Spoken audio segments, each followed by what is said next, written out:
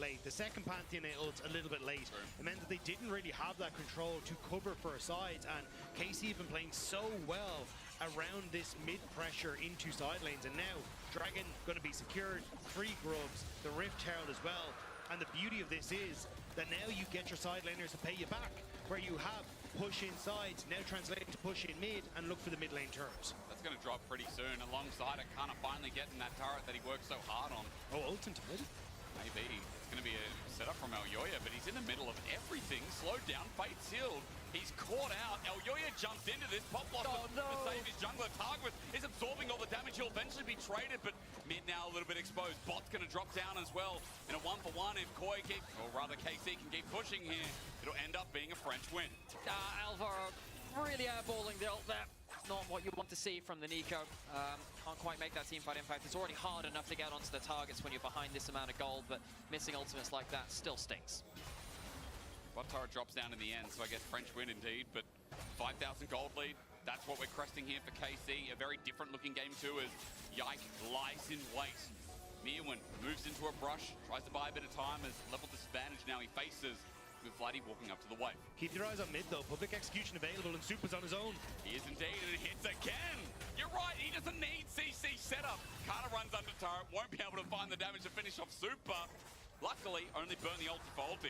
Why is it only Carter that gets a point and click Ambassador? What's he done to get this? He is so accurate with those. Korean. And he's really, really good at this champion. Just every ult seems to be so threatening. Kind of using the mind game of saying, look, if I hit this, you're going to die. So the enemy opponent's like, oh, well, I better step back. Because you are likely to step back, he angles it slightly that way, and it makes it so much easier to hit it. Now on the flank, see the Mega Cone into mid lane. Launched him in. Look at the damage on Super. That's just one little lash from the Q2.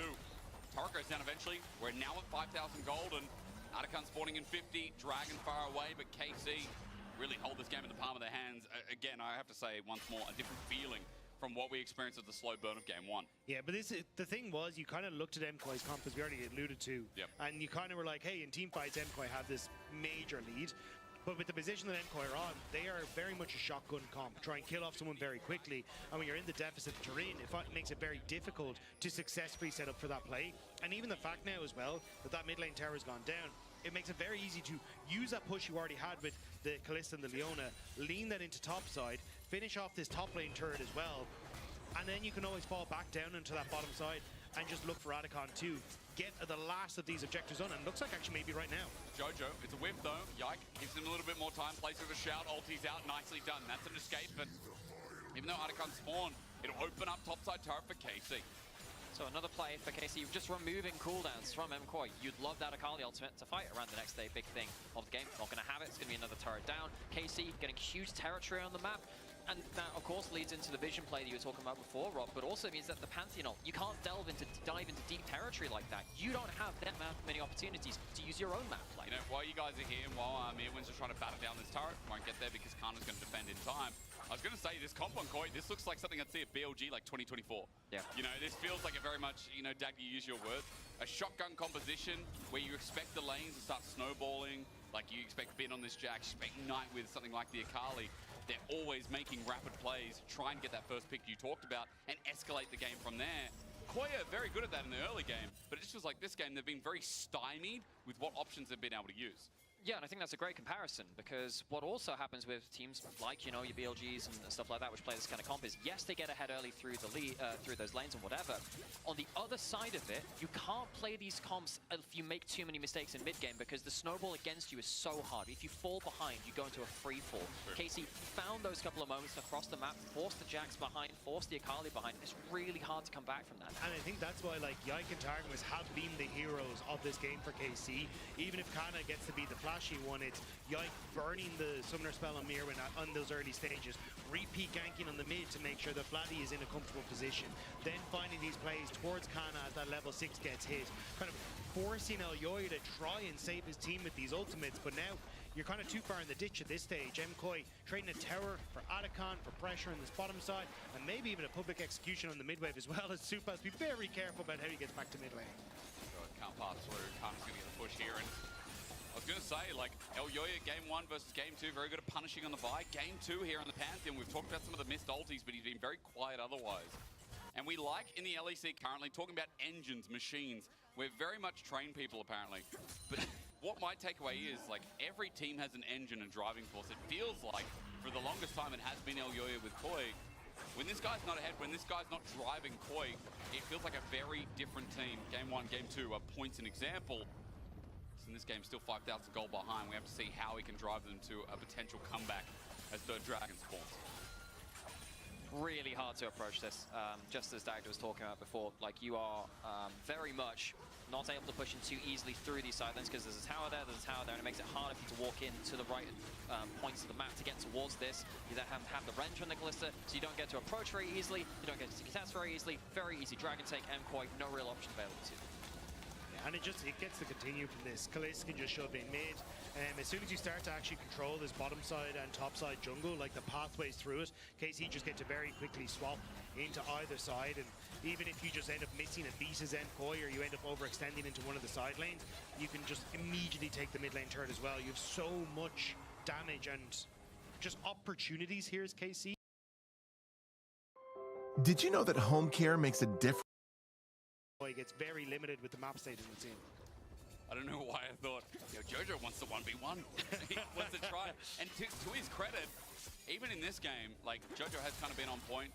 I feel like, you know, some of the fights getting caught out, it has been hard to play, but at the start of the series, like, Jojo has shown the progression that he's made, despite having a rougher game 2 because of the map state. Yeah, this is if you're MKoi side laners, where you got to kind of like ruffle your feathers, puff out your chest a little bit, and just bluff the fact that at least Pantheon is somewhere on the map, and he could be topside, which is why he saw Vladdy Soul Unleashed to try and get access to the wave. So it's just to do whatever you can to pretend that we are there, and maybe we can buy some space back from KC. You know, I watched Lilo and Stitch not for the first time, but again, you know, like, it's 20, 25 years old now or whatever. You know, the aliens go up and they go, yoo-hoo! You know, that's kind of what you have to do. You have to be like, I can't even remember the aliens' names. It's a good movie. They're remaking it. I'm not sure about that. I remember Ohana means family. Yeah, that means that's the important thing.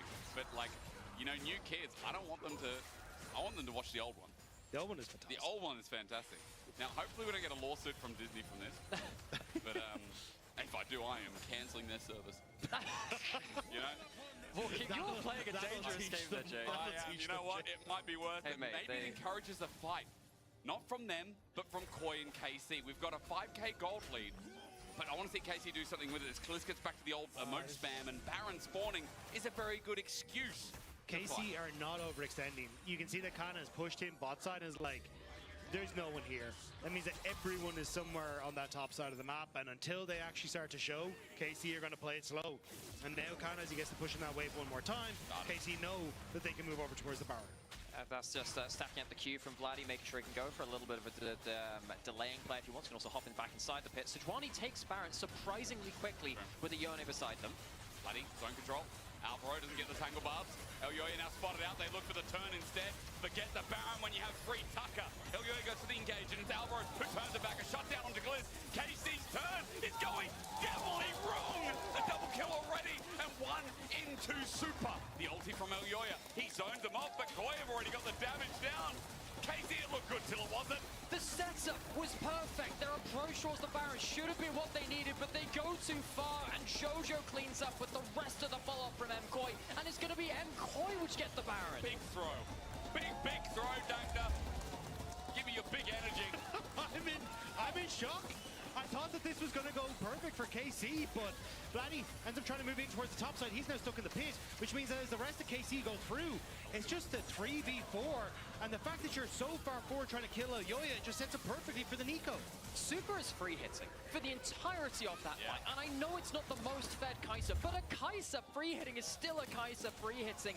Jojo Pion gets to clean up, and KC, I mean, yeah, you gotta just say what you just said. It's a big throw. That was a perfect setup for them. They actually still have a gold lead, but now it is a much more interesting game.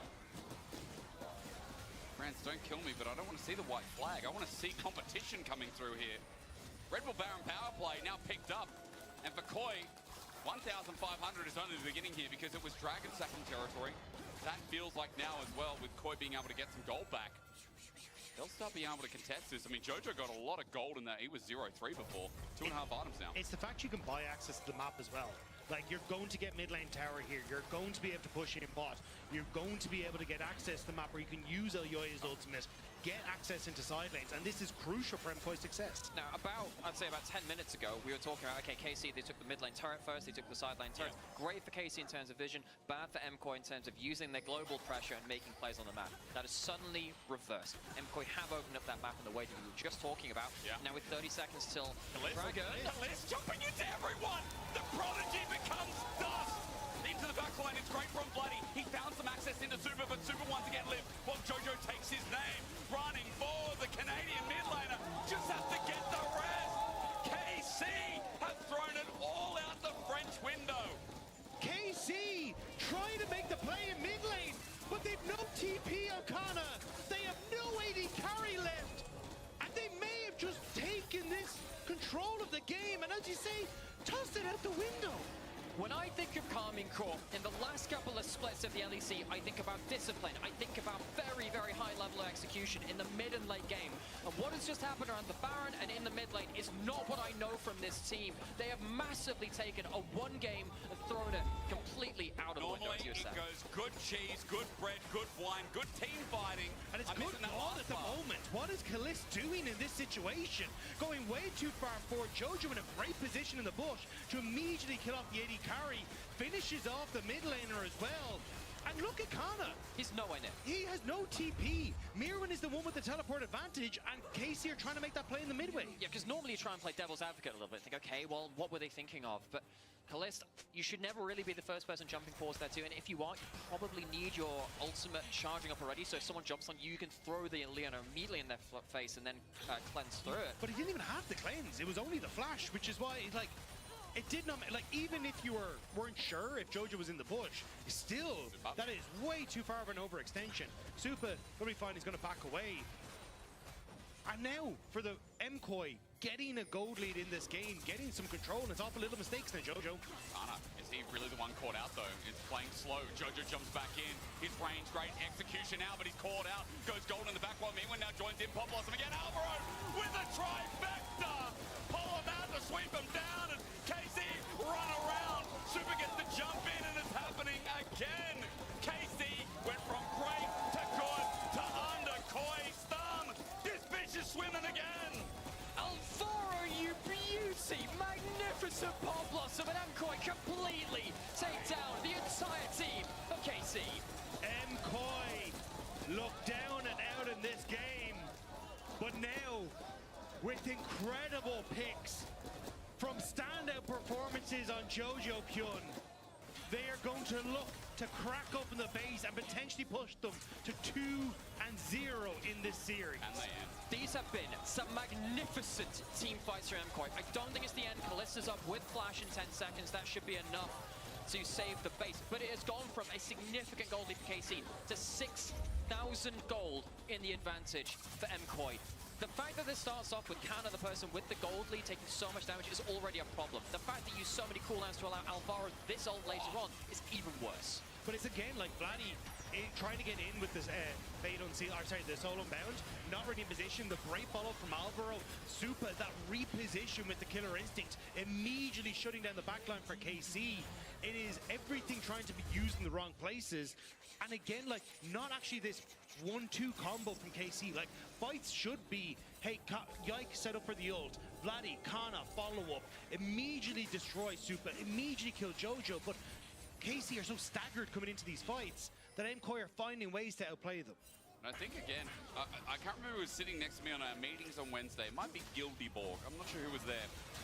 But calling Alvaro one of the best supports in the split, whoever was next to me on that right-hand chair, I couldn't agree more after watching this game, after watching this series. Alvaro, not only in the regular season, his engagement is good, but these Pop Blossoms are insane. He's top 2 without a shadow of a doubt. It's without a shadow of a doubt, I can now handfully say myself. 5,000, 6,000 gold.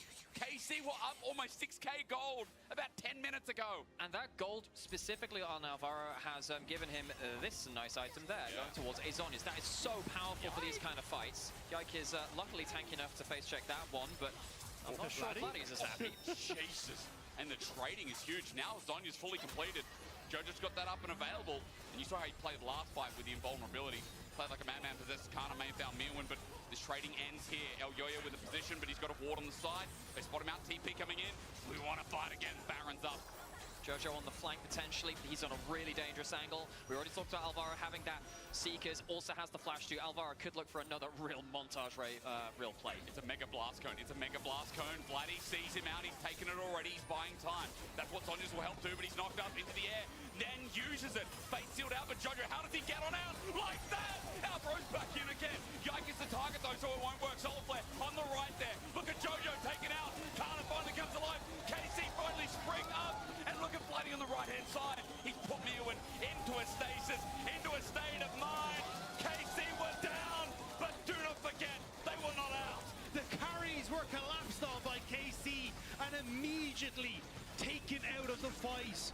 KC found them with Vladdy just catching barely Jojo Pyun in that bush and setting up everything. It has been two very different Barons for both teams. MKOI got them back into the game, and Casey used it to slingshot right back at them. So, biggest part about this is Jojo on the flank. Vladdy has the sweeper, and it allows him to see Jojo and immediately force out one of the defensive tools. The Shroud goes down very quickly. The Zhonya's goes down very quickly too. Has to fly out of the play, and it forces MKOI to kind of panic and try and protect their mid laner. Flying in at that last bit to get caught by Kana, that's just the cherry on top, isn't it? Yeah, it's the defensive tools being used by MKOI, not really getting the value that they would have hoped for. And KC getting on towards Supa and them being able to separate at the fight sets themselves up perfectly. And because I was like, a lot of what I was about to say was the window is closing for KC. Because look at the, oh sorry, wrong button. But the look at the items that you have. You got so many armor items starting to come through. So it just means that that's a great amount of armor items on that graph right there.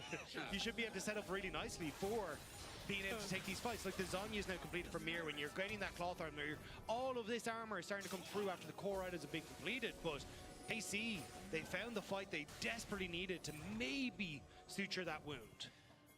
However, looking forward to the next fight, we still think that MKOI are a better 5v5 comp. I think on the whole, unless Jojo's caught out magnificently like that again, where KC managed to blow so many defensive tools so well from that mid laner, I think MKOI are likely to solo out those carries a little easier than KC can do on the other side. We do have a very late game Kai'Sa that has the Rage Blade build and has the Terminus to be a little bit tankier. So you have some ability to really go man mode in that backline. Yeah, I think it's just I feel like with the Leona being there, it's really difficult for Jojo Pyun to kind of burst Kalista out. And I think that's why he has to go for these like big flank places and trying to set himself up to find access to Kalista. And I think the safety of Vladdy as well, when he gets towards like the soul unbound and being able to kind of move in and out of fights, just makes things a bit easier. But it's just, it comes so close down to execution. And also now Supa having that GA, like at least that'll give him a little bit more wiggle room in these fights. Yeah, I completely agree on that execution, because I completely agree. Leona against one Akali, one Kai'Sa who flies to the backline, that's a problem. If it is the Nico blowing the ult and also knocking up Leona, if it's two people diving at the same time, Leona can't deal with all of them. So endpoint needs to be coordinated. Got to bring a wingman when you're diving into the backline. Topside, the next thought. The inner turret that is currently only standing in the map. Can't see towards mid. I can't remember either. This game has been so back and forth. It's standing, but for how much longer? Kana will make sure it eventually drops down thanks to double cannon. Mirwin jumps in. That's just to zone him off, but still falls all the same. KC doing the same kind of damage in top as well as Alvaro tried to zone out. There's a Glacial Prison sent out. Elyoya with a good stun on Targamas. He sends the Mortal Shield up. Spike it down. Now, that turret eventually going to drop. It feels like Cannon doesn't get the last shot in, but KC still gold back in their court, if only just, and it does feel like we're going to chill for the next Baron, next Dragon. They are separated on the play. They haven't gone for the resets properly. Cannon haven't gone. I wasn't sure if Elyoya was immediately just going to ult in on top of this, but you have to be very careful, KC, with the resets, because if you are like in any way separated, MKOI can pounce. Yeah, and I think particularly because, you did point this out earlier, but just really want to highlight this again. This is not the components you normally see on a Pantheon. This is heavy armor stacking Pantheon because it's a full AD team. Yep. The Bramble Vest, Frozen Heart, and then also the Chain Vest. Yoya can go for those dives a little bit more brazenly, saying, okay, I have a bit more bulk to survive a little longer and take those one-man missions. Frozen Heart versus Kalista, painful. Sure, any AD carry main will tell you. Yone as well is just... Yeah, I mean, Yone, you're the same. And especially, you know, that mortal peril, that being able to move your tootsies, you know, up and down in the fight. Like, is that the scientific term? That is the scientific term for feet. We've talked way too much about feet, and I'm sorry for my input. No, it's you that talk too much about that. There are 3 people here. You are one of them. I don't even like feet, bro. Anyway, let's get into this. A 1 minute 30 to Dragon, and while I do have my job, I want to kind of point out the fact that 4-item Kalista with a bit of tanky stats as well will help Kalista survive in the fight.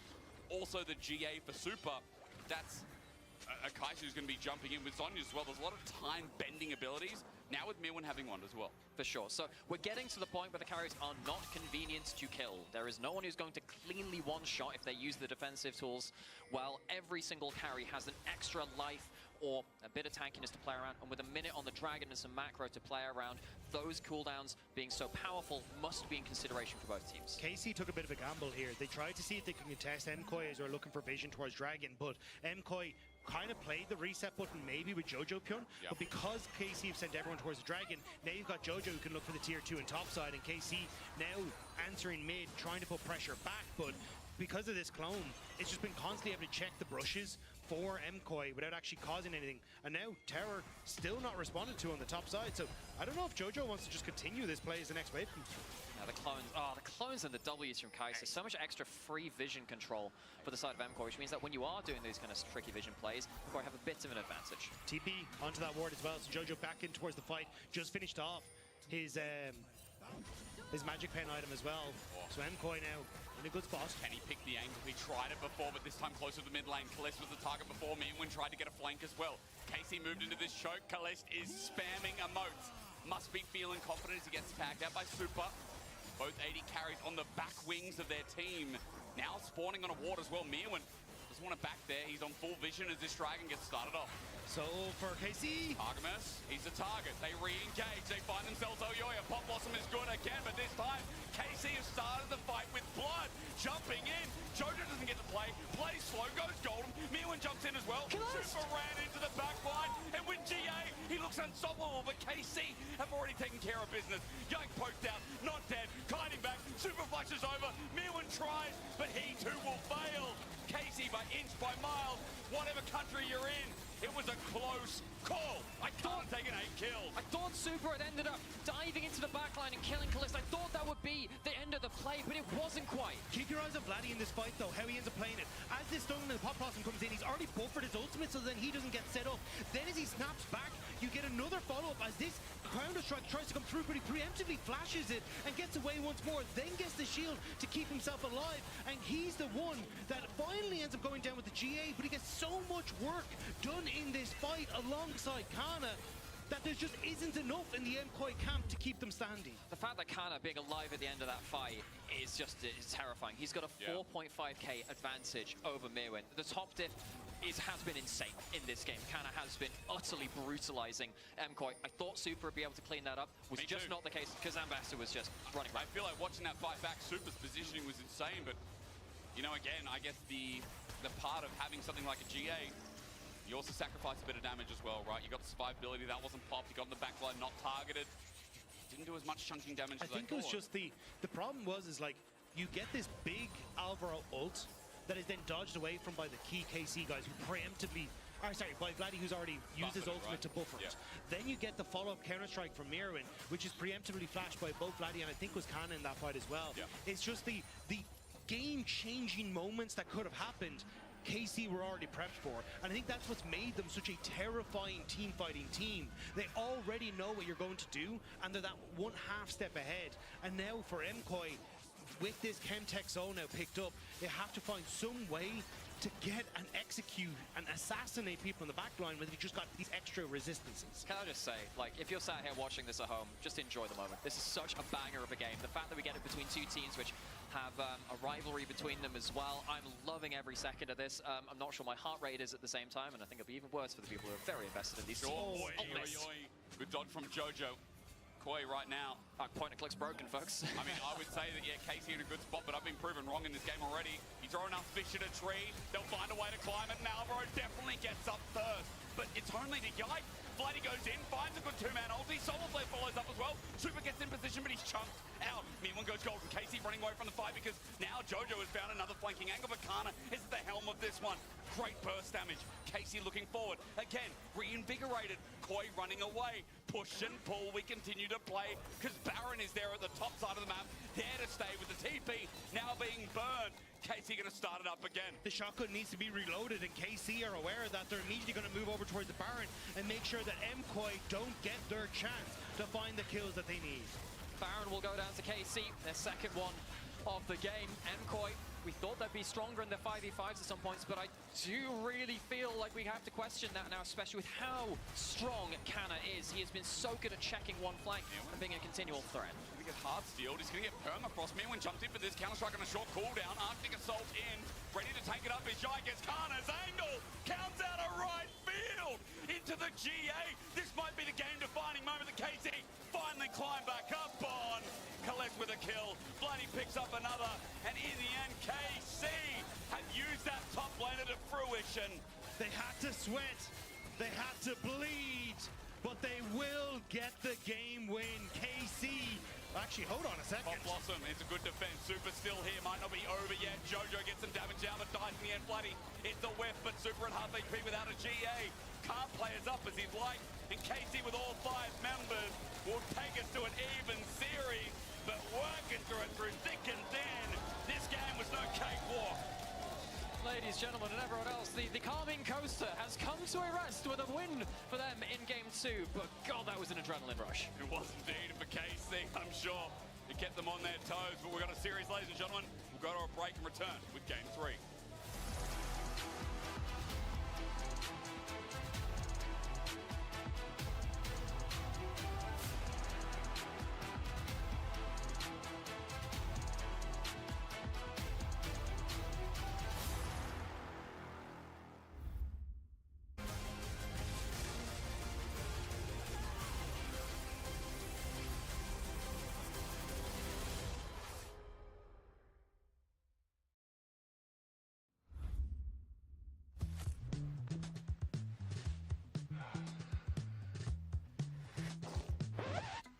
Hey Dragos, you ready for the...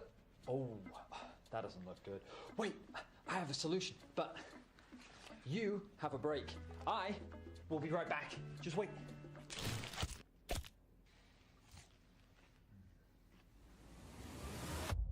Have a break. Have a Kit Kat. See? I told you we'd figure it out. I don't think this counts. Come on, let's go.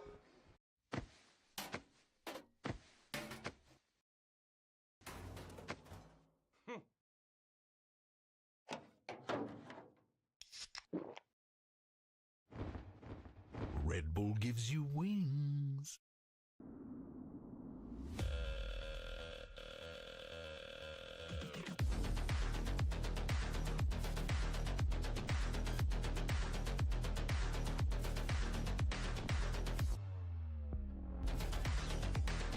Wait, is he switching lanes?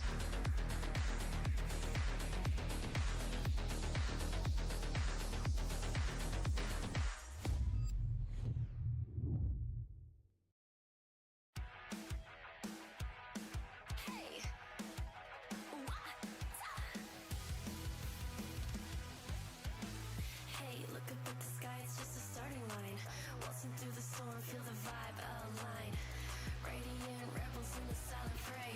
In the pulse of dawn, we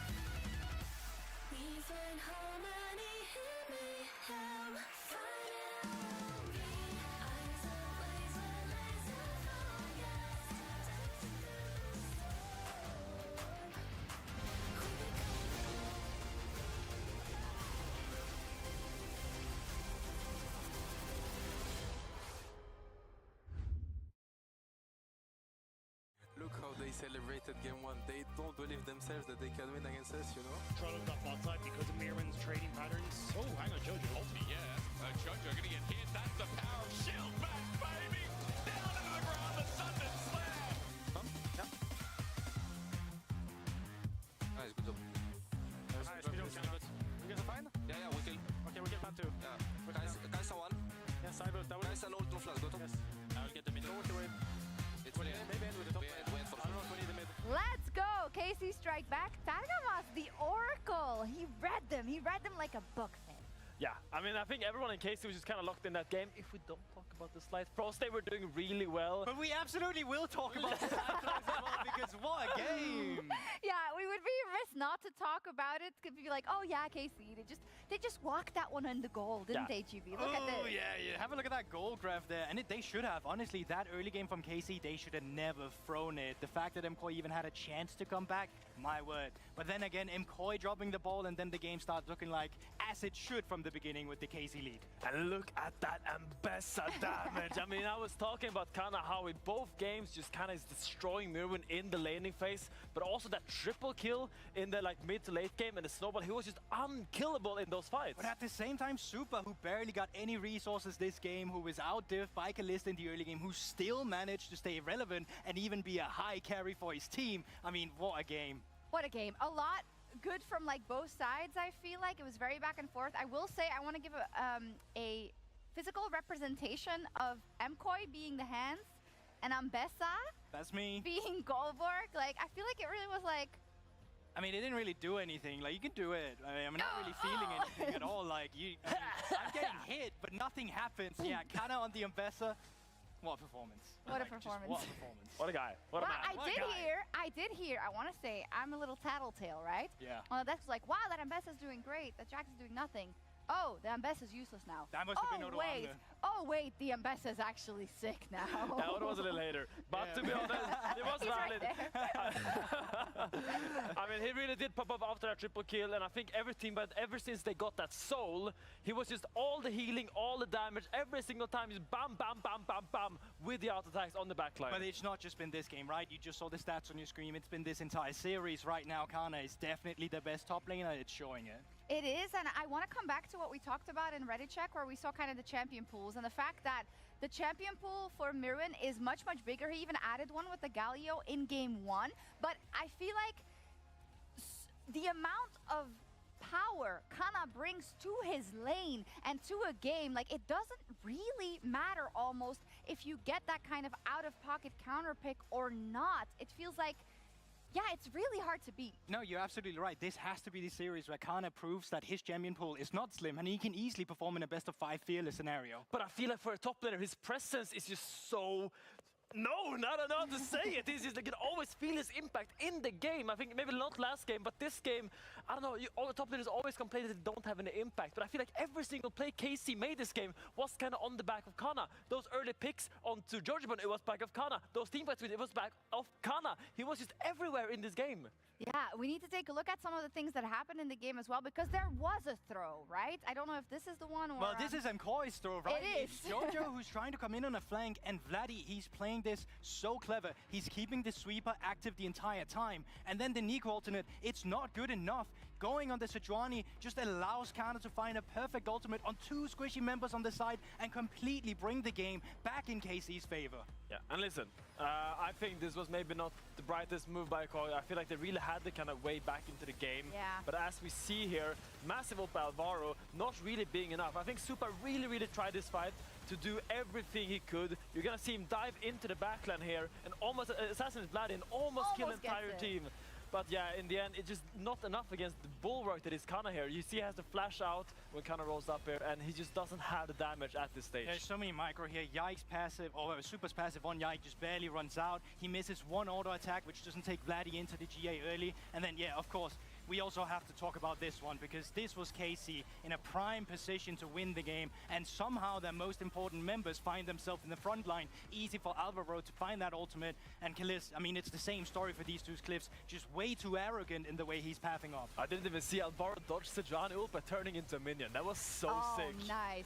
What a great play by him, honestly. I mean, they did lose, but in the draft, when Nico got locked in, I did say we're in for a show. Because Alvaro and Nico is special. It wasn't special enough because KC was stronger because of all the throws. It's such a hard game for me to read, right? Because of the way the gold graph went and the game went, Finn. Like, I want to say congratulations to KC, obviously, because they withstood the throw and they came back in the game and they had, I think, great play also on Kalist, also on Kana. But on the other hand, I'm like, with a slightly different comp, perhaps MKOI would have just brought it home. Definitely, but I will say I gotta give props to Casey's discipline in the early game. I feel like they're not really giving MKOI any openings and they're playing really, really disciplined. And I think this game was a little slight mishap in the mid game. But in general, I think Casey can kind of be happy with this game because they really had such good planning in the early game. Yeah, it's one of those things where they just did not make a mistake at all. You know, they're sieging a mid turret, fine, they'll easily get that. We regroup, and then they just take outer turret after outer turret, and MKOI could never find an angle. I would actually say from a draft point, you're completely right, Ifya, because the moment that MKOI was behind in the early game, that draft had no business coming back, and had they not thrown at Baron as Casey did, MKOI probably wouldn't have been back in that game at all. It's true. There's a couple of things we can talk about before we get into the next draft. I think we need to keep bringing up this bot lane matchup just because of the history, because Suba tried his hardest, but this one went to Kalist. It almost certainly did. I think, you know, Kalist early game for sure, but also Kalist wasn't consistent enough to really drive this one fully home, and that is on him as an AD carry. He was part of the throw too in that mid lane team fight, and that gave Super the agency that he needed to almost be the pillar for his team to take it home. I heard the word arrogant. It was arrogant. It's cocky movement. Of course it's cocky movement, but that's what makes Kalist so good. He has the confidence to make these plays, and it's what that allows him to have that Ezreal clip that we saw in Paris, but this time around, it's what also allowed Super to come back in the game. Can we talk about this? Yes. 52% damage percentage. Wow. He is putting on a clinic. That is immaculate. I've never seen such numbers from an AD carry before. What? That's why he's allowed to be cocky. What? Yeah, that's why he's allowed to step forward. Exactly that. I also want to bring up a graphic in terms with the mid lane champion pool. It is one that we had in Reddit check as well, but we kind of darkened out the ones that were already picked with it being fearless. How much is this matchup changing in front of our eyes? Yeah, I mean, the most important thing you have to realize is that all the melee champions are out now. There's no Sylas, there's no Akali, there's no Yone, but that doesn't matter because despite Vladdy having brought out these champions all the time in spring, those were not his best champions. At first stance, it was when he got the hands on Taliyah, when he got the hands on Victor. So those are the two picks that I'm looking at in this draft, how they're going to shape up. Yeah, and it's now back to old school Vladdy. Hello, I'm back. What? But yeah, I just Are you here to take my spot? No. It's fine. Those times have passed now. Oh no, we're so happy. both washed. Yeah, that is true. Okay, looking on this draft though, I love that you brought up the Victor and the Italia, but for me, like, Vladdy is this kind of guy that we've known him now. We know him now for all these melee champions, but his Victor in Winter was his main pick. He was just winning every single game in Victor, getting these massive ults in the late game fights, and just carrying with so much damage. So I really wonder if they're going to look for it now in the early rotation, because I think it's such a power pick. Odo's here. We already did that. My producer said, can you please make sure that people know Odo's here? No, don't worry, he did that himself. Okay, He's fine. Okay, no problem. But Anyways, also, I think the jungle matchup is something we haven't talked about, and if Theory was the champion that I was going to bring up, both junglers has played this recently and to really good performance, but you know, first pick, Taliyah open, Azir's already banned, not that you would pick it into it, but yeah, that's the big one. And the Varus was banned both games by Casey on the blue side. I think they really showed that they prioritize this champion because it is just the prime AD carry in lane, and it just gives you all that push that you need. I have a question for you two as well, because Taliyah is usually paired up with a Pantheon of I, that setup. With the jungle pool being trimmed in this game 3 of Fearless, what are we really looking at?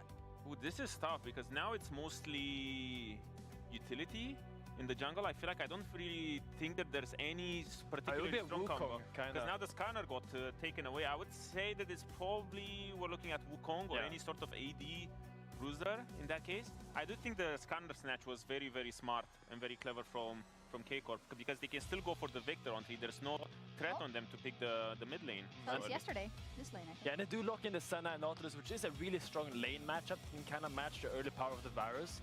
The problem you run into... Grief. You think it's Grief? Yeah. I mean, I think the main problem you run into right now is that your jungle pool will get pinched even more. And when it's already being so hard to find a good jungle champion as the Victor gets locked in, it is the Vladdy champion as we talked about. But now, Elyoya will get pinched in the 4-5. I would still like to go back to the Senna pick because I feel like this is a little bit nonsense in the sense because particularly Senna's base stats are extremely low, in at least the HP, because she's always this mix between support and ADC. So she's balanced around that. And when you're playing against a champion like Varus that is primarily poke, you don't really have any sort of engage state on him. And passively, as the game goes on, you lose more and more impact because the Varus will be able to poke you out. And Senna has been one of those champions where, yes, the souls are dropping more frequently now when you're killing the minions, but we've often seen Senna as being played AD carry, not even make that 100 stacks at the 20-minute mark, and you need range, especially when you're playing against the Victor and the Varus in the same team composition. Hate the Senna. I hate it. Hang on, wait, let's I think it can work, but you really need to like make sure you can at least get your stacks early game. So when you get that level 6, level 7 mark, you actually have some stats to contest, because you will lose the push early, but eventually you get to that point where I think you can kind of out-sustain the poke of the Varus and kind of hit him back. Clever bans from K-Corp here because they identified as well as Jarvan, Wukong. They're probably the best setup champions for Taliyah that enable her to either, you know, play through the mid lane and enable her to move around the map. So now I'm curious about what MKOI is going to pick. I wonder if we're going to get an Ivern, perhaps. Ivern could be very interesting as well. You already have that frontliner in the Nautilus. I'm also looking at a potential Braum because MKOI left that open, but that would at least allow Senna to stack in the early game. So maybe they would just want that and open it up for them. I feel like this Alistar is needed because you do want a little bit more proactivity. Braum is a little bit more of this reactive champion that you want to tempo the fight and play it slow because you just stop the advance from the enemy team. But I feel like when you have Senna, Nautilus, Taliyah, you don't really need to stop anything, and you benefit a lot more from having the proactivity coupled with the Varus, coupled with the Victor. And right now we might be seeing something like Ivern Renekton because you do need a bruiser top lane, especially if you're going to Ivern role. The Trundle is actually a great pick that I have missed. We have seen some resurgence of the Trundle pick. Pretty much played around the world into this playoffs patch. I think it is extremely strong. It was played yesterday by G2 into the Sejuani, which is the classic counter. Against Skarner, I found it a little bit harder because you can't just ultimate take all those free stats.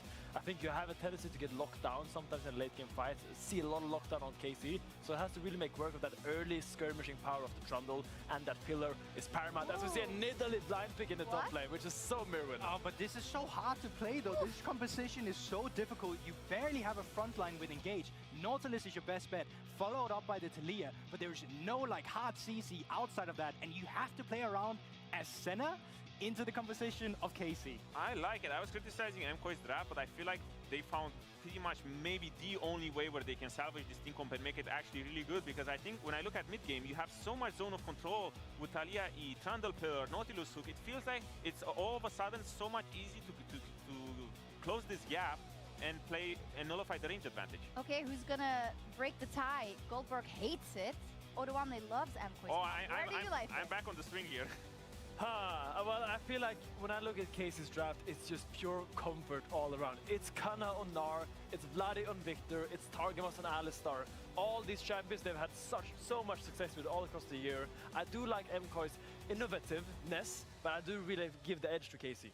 Okay, KC have that warm winter jacket you've relied on for year after year after year, but MKOI perhaps have the new shiny shoes. Casters, who wins the next one? Even Shox is talking about feet. Like, come on. Like, look, game 3, the shiny shoes. I have a big question because on Koi's side, that draft, if we're talking about comfort, they're just like a massive pocket pick of champs. Dagda, you tell me you like it? What do you reckon? Well, I think the question is, do KC have the blue suede shoes on? Because when I look at like the fact that like Nidalee from range, he's going to be 18. Nidalee can do a ton of damage. You've got Jojo that's actually got a good bit of range as well there. Super too. I think that's where you can try and play through this as MKOI, and I like the point that Oda brought up, which is the zone control to try and enable that for a lot of MKOI. Whereas for KC, trying to get value out of some of these picks, I think it's going to be relatively tough. Like, you kind of need Targamas to be very flash reliant to find engages and set you up. Otherwise, it just becomes very tough to try and play at the fights. This is not what you would normally see on the Rift for League of Legends for MKOI. I think we can all agree with that. It's not necessarily what we call a standard comp in League of Legends. However, if you are the team which has practiced this stuff and you believe you have the mastery of it, obviously that means that the enemy team, less practiced against it, has a little bit of a disadvantage with that in mind.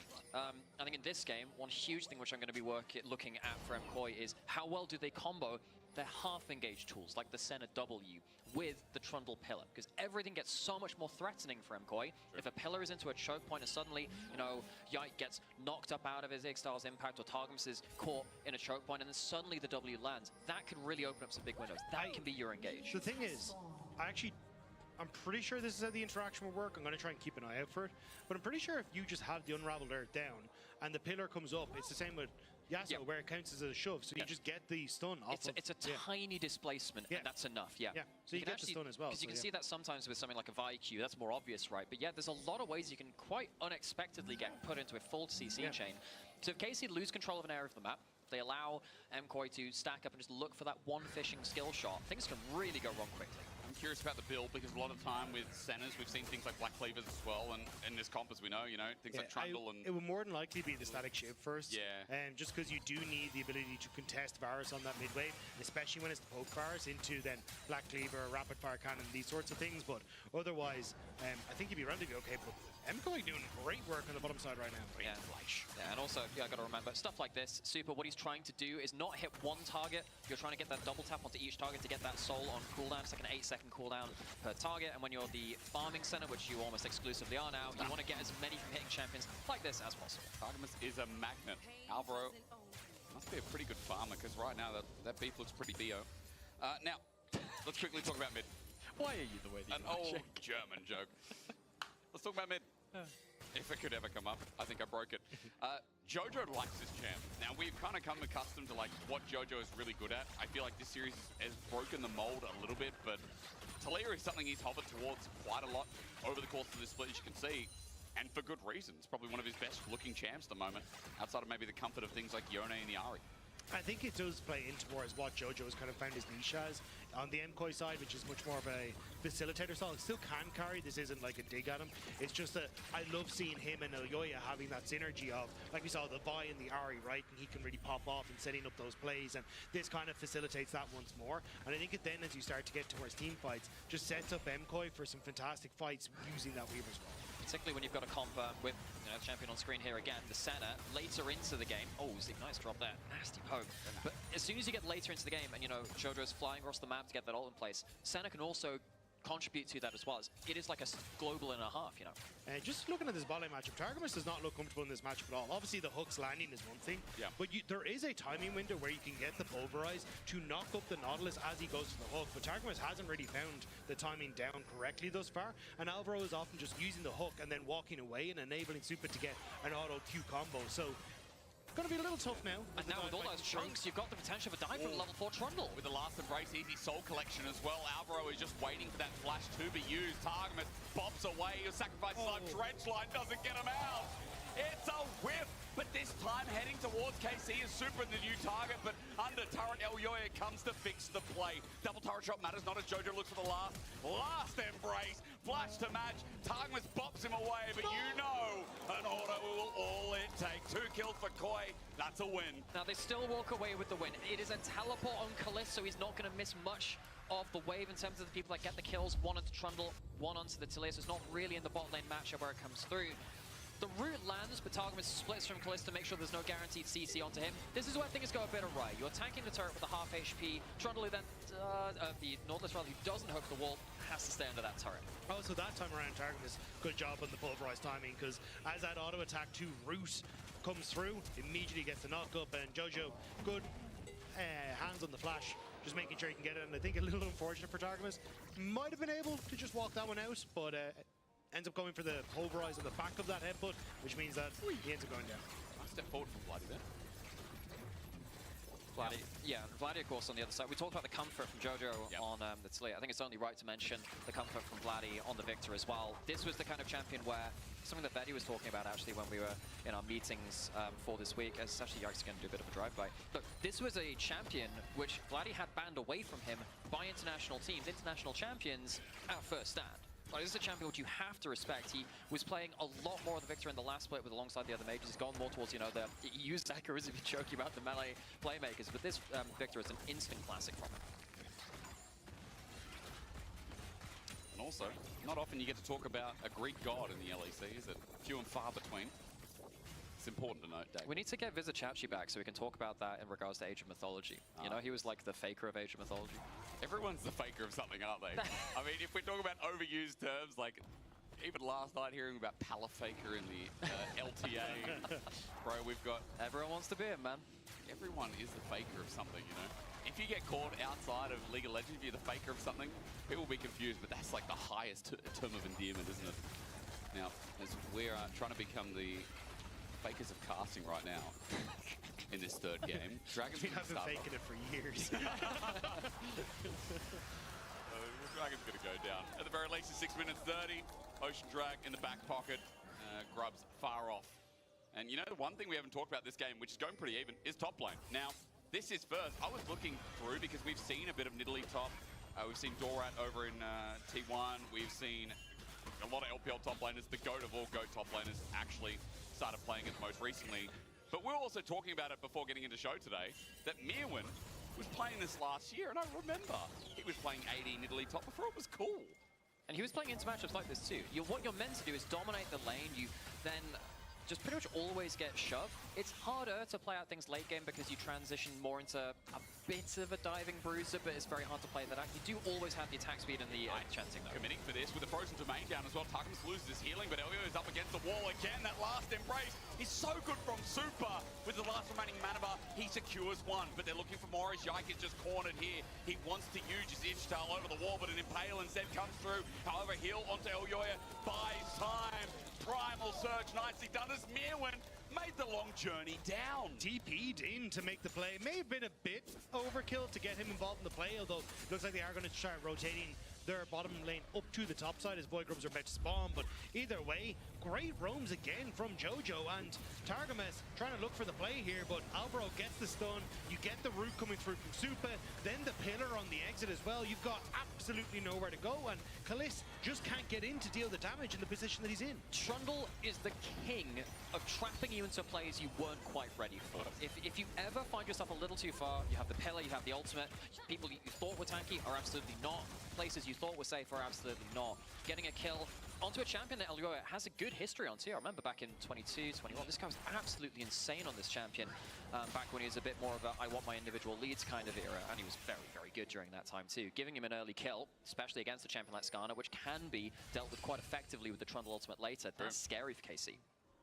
And again, like, going back to something that Odo said on the desk, and be kind of echoed, the zone control that MKOI have is absolutely insane. So if you are now looking at this kind of position, it's not going to be great. So if MKOI are getting these leads and start to take the towers, they start to take position on the map, trying to recontest positioning on objectives is going to be really difficult for KC. So I think Yike going to need to start pulling out his bag of tricks, because last game he did a good job of keeping Elioya in check, but Elioya is back on the troll and looking pretty damn good for it. Better early game. And if they get themselves the grubs here too, that is a big win for MKOI. You do have the Nidalee, which is very hard to stop them from hitting turrets because they can kind of hop in, hop out. And got champions like the Senna, which can occasionally tap it with the Q as well through the wave. So MKOI getting these, good value for them. And also stops the Gnar potentially getting some cross-map value himself is another good tower taker for KC. The unfortunate part is that Mirren did end up TPing down to that fight, so the CS lead is already there for Kana. Alvaro just flashed for that, by the way. Yeah, forced the flash out of Vladdy, I think. So it's a flash of flash. Yike going in. Good engage. Now that Alvaro has that summoner down, but Vladdy won't be able to follow up just yet. He's out of range, but the rest of KC brought back in by an Impale, a gravity field, and Alvaro free dinner on top of a Kalisz. Teddy Wissy had the flash there, unfortunate, as a good collapse from KC. But yeah, again, Vladdy having control over that mid meant that they were able to move in towards that river, and MKOI trying to fight off a little bit more when they needed to off the back of the play. Kind of take a second now to gather ourselves and look at the state of things. You know, the Nidalee hasn't got a CS lead in top side, but did get that first kill. So maybe not the laning performance we'd want out of this pick. I think it's, you know, not easy to get laning leads over Kana in general though. So that's definitely something to keep in mind. I'm keeping an eye on that jungle matchup though. Getting that kill participation definitely helps, but the later this game goes, the more worried I am that that Trundle ultimate and the pillar can pin what is normally a very tanky champion into the play. You might overestimate that a little. Kalisz, wrong rush. Alvaro sees him, flash away. Alvaro double flash out of key carries now brought out by some pretty good plays. And again, we were glazing Alvaro last game and the game before, so deservedly so. On his Nautilus already, he has been a hook magnet, or at least creating people who are hook magnets. But also, we got to see it yesterday. Like, as this game goes on, Alvaro is just going to be such a tanky lad. The fact that you end up with all these shields coming through from the Senna, the heals as well, you do not die in the same way that a normal Nautilus would. So the fact now that you get to play frontline with 20 seconds until Dragon, you can start to rotate them, as you see now, down onto this bottom side. And even Supa getting some alone time with the mid turret as Targamas trying to make a play on Mirren. He's a fast boy as well. Boots of Swiftens gets him in nice and early. Kana's about to go into Mega Nara as well. Senarol comes down, buys him even more time, though Kana flashes away. The engage is there before he turns into a big fat beastie boy. Targamas also speared to the face, and Mirren is going to grasp him for the kill. The sidestep backwards was so clean. Now it's Mirren's turn to take over the early game. Exactly what we talked about in Champ Select. You think you are safe in these plays. Trundle Pillar makes a safe area, not, and the Senna ultimate comes in from across the map. KC fall apart, lose 2 kills, and suddenly what we're saying was a bit of a neutral matchup for the Nidalee not far enough ahead. That's 3 kills. More kill, more blood, more blood. Let's see where's Jack coming from into the wall. Well, it's an easy push into Mirren, and Mirren knows he's probably going to die. He's going to take a plate with him, and I think Baus would call that worth. That's 250 gold as Targamas rejoins the alley. Mirren's just about how he dies right now. Kill given over to Kalisz, which is nice. But that was both TPs to the bottom side to make that play happen. You still lose the Dragon, you still lose 2 plates, 3 plates, and you're going to lose a top plate. I'm not calling worth on that for KC. And it's going to be, I mean, they are at least bringing Vladdy towards topside, but yeah, absolutely. It feels like with all of this happening, with all of the plates as well, you're losing minions, you're losing a cannon minion here. The overall value of the play is much, much lower. I guess they felt, okay, we've got to make a play while the Senna ult's down. They don't have that global pressure. Maybe now's the time to go for it, but they are overall losing out. It just goes to show you as well the value that when you get all 3 grubs, when there's no other grubs in the game, it's just immense, right?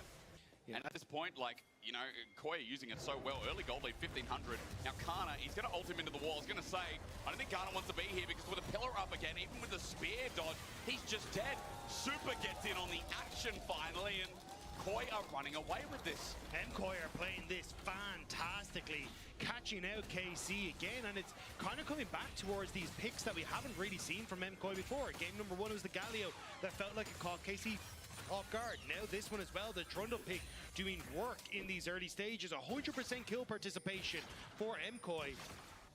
Sorry, for Elyoya. Yep. It has been a great game, and now looking for one more. Weaver's Wall comes out, but unfortunately, Jojo a little bit late on it. Vladdy gets out alive, but hey, turret's going to go down on the bottom side. It's the first turret of the game, and it's so funny because each and every early game, Kana was coming out with a lead, or at least looking pretty stable within his lane. Mirren is bollocksing over this one as Super. He's going to survive. Good cleanse away. Meanwhile, Yak brings the action into Impale. Jojo could be in a lot of trouble with the range added in. Oh, Targamas got the shutdown. You silly cow. That's for adults. That's actually that's a big problem there, actually. You would have liked that to go towards Vladdy. Not exactly sure why Jojo thought he was safe on that side of the map. Obviously wasn't being on weak side, but will go down, sadly give over a shutdown towards the enemy team. But yes, it does go over to that Alistar. Guess it could have gone into worse hands from the perspective of MKOI. I think it's the fact that he gives over the kill because Alvaro was nearly in that top lane. Like, if he'd been a little bit more patient, hadn't given the kill over, Alvaro's then there to help defend. They can hold on to this top tower. So even if the kill goes across, I think there was still ways that MKOI could have defended the top tower. Now, though, a lot of gold into Vladdy's hands, and we know what this guy can do when he does get some lead on towards the victor. Now, it's not a lead, but he's able to answer for, the kill that has already been picked up by Jojo Pyun.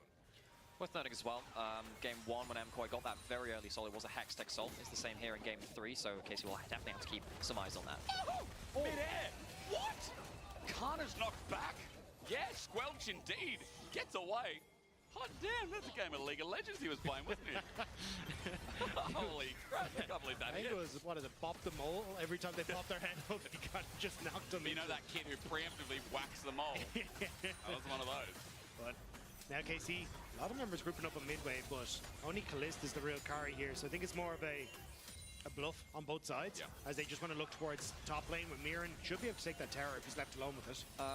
See what happens around the Herald as it spawned. Of course, mid lane, often very important. Turret's going to go down here. Super is not going towards the Black Cleaver second, importantly, on this center. He's gone towards the ship. Definitely helps you contest for that mid wave. Gives you good wave control. Alvaro has the flash. He maybe just holds onto it. He knows he's dead. No, burns it in the end because Trundle's here. Elyoya coming to help out, but the last embrace doesn't connect. Slowed down as Targamas with his own control. Chain Corruption comes out for the Impale. Used now on the melee AD carry. Super flashes away, but as he runs far, there's no range anymore. Bloody gets in range. Targamas takes care of him. Another shutdown to the Cowlock. Koi are left with 4. KC have 5. That's basic math for you as Koi run back. And now it looks like the Herald will be taken by KC in the end. Targamas played that fight really well. So already he gone for the follow-up at Yike as he came over the wall. But as you get the Impale from Yike, Targamas had already walked forward so that then when Supa went for the flash, you see it at the back, he ends up immediately being in position to pulverize him and send him back into it. But Alvaro not expecting the ward here. No, he does have the flash, but as soon as the grab field goes down, you must get out. It will be a free kill otherwise. I think MKOI think that they have the power and the Trundle to get a good kill here, but the problem is Supa doesn't have quite the good positioning behind his front line. He's a bit on the off angle. Kaliss sees it and kind of pins him into the play, allows Targamas to eventually get that second shutdown. That is some Wagyu A5 beef. I understand what KC stands for now. It's carry cow. That makes sense. Sure. Obviously put a K in front of yeah. Otherwise we got CC. Otherwise it wouldn't make sense. That's right. Yeah. Now we understand. Look, he's 2, 3, in French, that's le vache. Ah, well, that does not carry. Make KC. Yeah, that's right. I need you to work with me here. That's French. I don't know. I don't understand Spanish either. That's why I'm so partially neutral. This is. You know, Vladdy does get a turret, and I can be happy about that because we got a close game yet again. This series is delivered in many different elements, many are unexpected. As Dragon comes in, and I'm sure it'll deliver once again as Koi are looking for their third. KC, there ain't no way they're leaving a Hextech Soul for Koi to just lather up. MKOI don't exactly have the best terrain for this. Blue side, particularly with the center with no flash, don't really want to be stood against that wall, so they're not going to walk immediately into it. Going to shove up mid lane, maybe get an entrance through river if they do want to contest. But it's all about the cross maps here for MKOI. Nidalee now demolish on towards that top tower. You've already got push in mid. MKOI are using the buffer of these 2 early dragons that they've got to make sure they can keep up the play. Well, double roots. Chains just out of range though, now that they don't have it. Supa, death meat, or rather Kaliss on the other side. Supa's the one who's doing absolutely fine while John gets bopped away. He doesn't want to be under this turret. KC going to take care of him while the Impale is doing a little bit of that on top of Alvaro. Somehow Jojo was left alive, but for how much longer, I ask. Even the center ulti comes through and the Dawning Shadows can't save it out as Koi lose another couple of more, and now we're getting a bit iffy on the blue side. Oh, spear hits. Cannon needs to be careful. Flashes away. He wants the prowl, the pounds, and he finds it. Solo kill for Merwin with a bit of help from Supa. Members of KC on the way, though. They want to stop him from getting this top tower. Cow. But the jungler, Elyoya, is here. There is good damage. TP going to be burned. Targamas going to get the start up, but how long does he survive? As you said, Yike comes in as well. Merwin, he's a bit of a bruiser, but he's eventually going to drop on down. They want the kill to go to Vladdy, and I like that this time, Targamas moves away, and Vladdy gets some more gold on his Victor, while Koi, in the meantime, just take the Herald out from under their eyes. So the Herald goes, but come on, Targamas. Yeah, maybe it is carry cow. Maybe that's it, is it? So another kill set up by him. Last minute has been hectic, to say the least. Initially, you would think a double route into the mid lane would be so good for the side of MKOI, but Canna comes in at just the right time, blocks off the front line, fantastic mega roll, and gets the tower involved. I do think, though, it's unnecessary from MKOI. They could have just gone for that tier 2 tower on top side. That was already where Miriam was going to go. Get a ton of more gold on towards this Nidalee.